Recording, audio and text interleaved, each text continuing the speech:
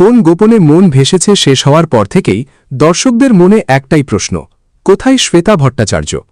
নতুন কোনো ধারাবাহিকে এখনও পর্যন্ত দেখা যায়নি তাকে, আর সেই সুযোগেই টলিপাড়ায় ছড়িয়ে পড়ে নানা গুঞ্জন। অনেকে বলতে শুরু করেন বিয়ের পর নাকি রুবেল দাসের সঙ্গে সংসার এবং ভবিষ্যৎ পরিকল্পনাতেই ব্যস্ত অভিনেত্রী। কিন্তু বাস্তব ছবিটা একেবারেই আলাদা। সম্প্রতি এক সাক্ষাৎকারে শ্বেতা স্পষ্ট জানিয়েছেন এই বিরতি তিনি নিজের ইচ্ছাতেই নিয়েছেন। দীর্ঘদিন টানা কাজ করার পর একটু বিশ্রাম, স্বামীর সঙ্গে সময় কাটানো এবং নিজের জন্য কিছুটা সময় বের করাই ছিল তার মূল লক্ষ্য।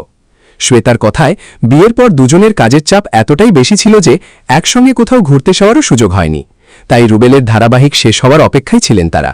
এরপরই দুজনে হানিমুনে যান এবং সেই সময়টা উপভোগ করেন। এখনও নতুন সিরিয়ালে সই করেননি শ্বেতা, কারণ তিনি আর শুধু কাজ করার জন্য কাজ করতে চান না।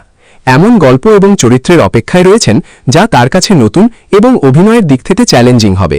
তাই শ্বেতার এই বিরতি কোনো বাধ্যবাধকতার নয়, বরং সম্পূর্ণ নিজের সিদ্ধান্ত। আর সেই কারণেই এখনও ছোট পর্দায় তার প্রত্যাবর্তনের অপেক্ষায় রয়েছেন অনুরাগীরা।